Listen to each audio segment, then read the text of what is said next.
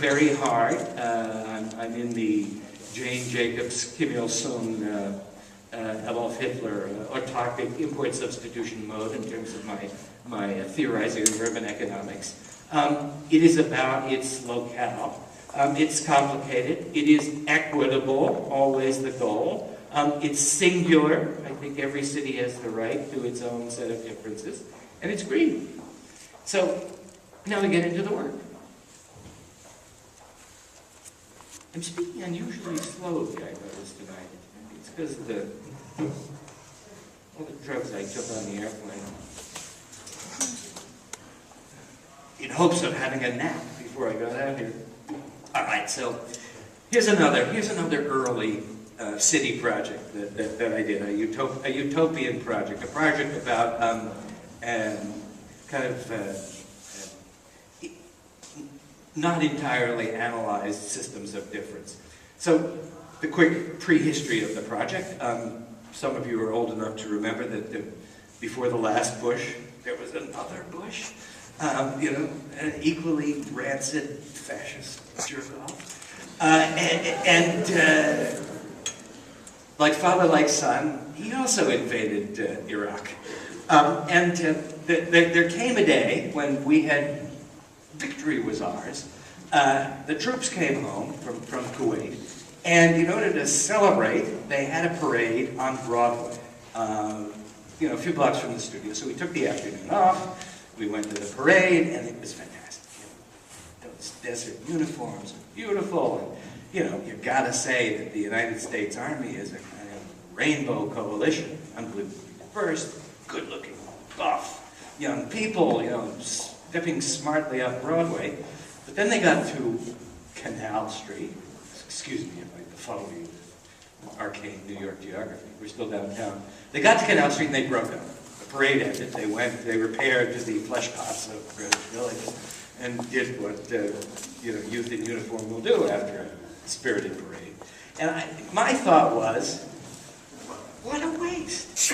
Wouldn't it be great if instead of breaking up and heading for the saloons, they were to keep marching up Broadway until they got to the South Bronx, to Harlem, to all those places where their resources, technical, financial, organizational, could be put to some useful purpose. Build schools, cure diseases, clean up the environment.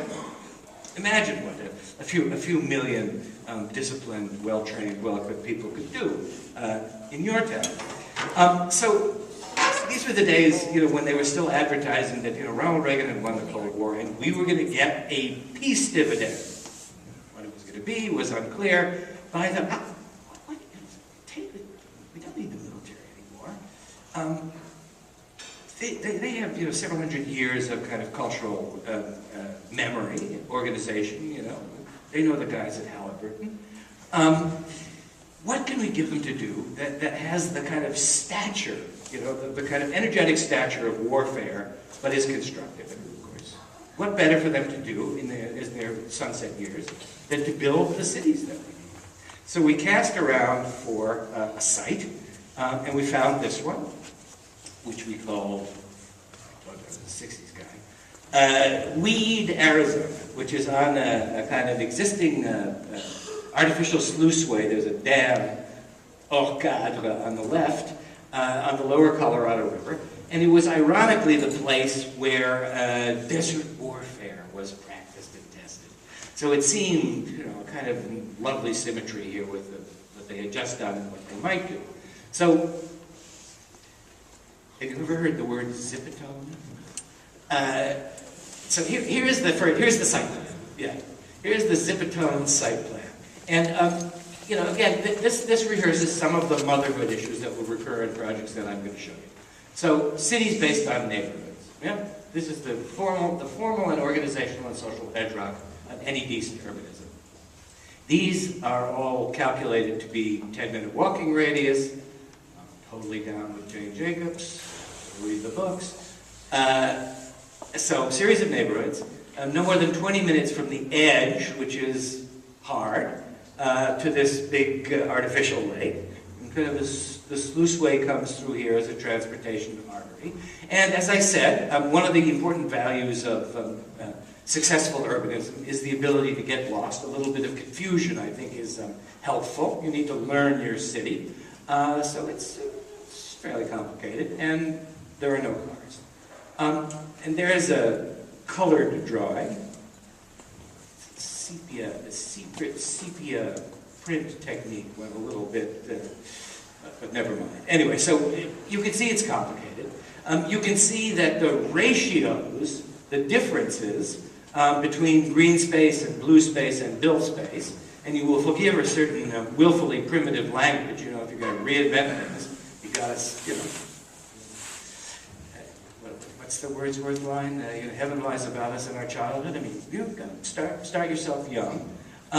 There's the model. And there's a piece, there's a fragment of Weed, Arizona, which I will dilate on for one moment. So green is green, blue is blue, and that color is built.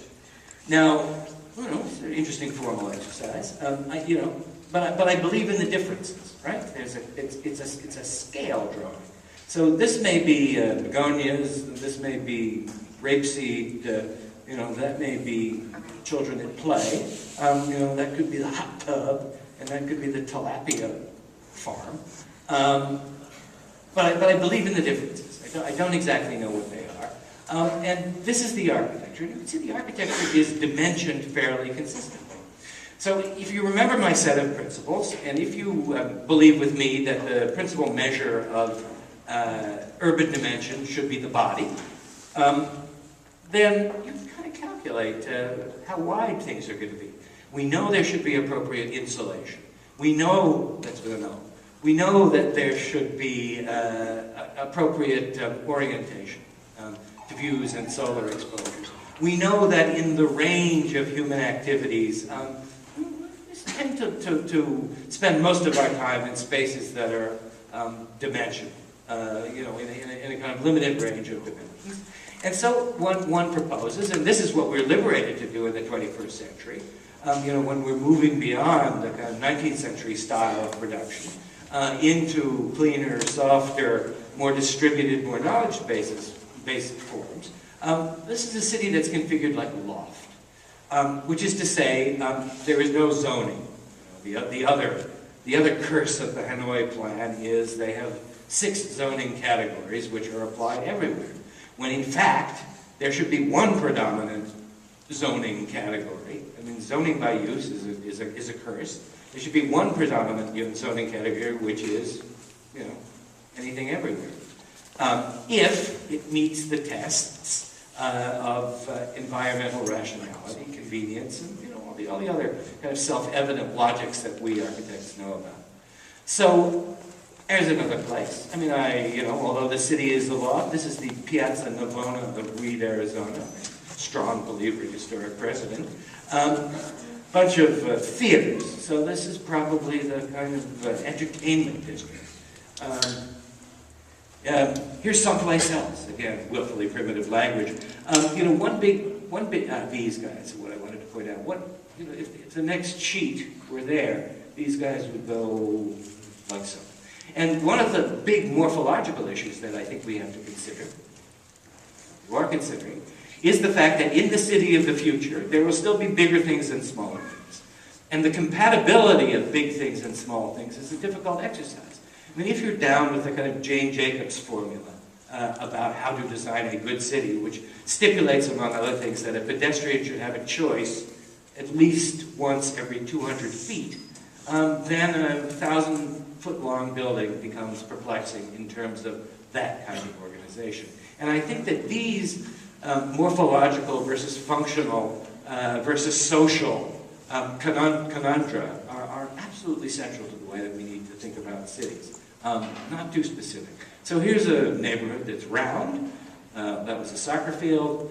Here's a central place. Again, ever since we discovered the idea that the public is not a unity, and all of us kind of bien passant urbanists know that there are multiple publics and that there are, Spanish people like to picnic in a certain way, and skateboarders need another kind of space, and uptight yuppies like Starbucks. Whatever it is, there are multiple public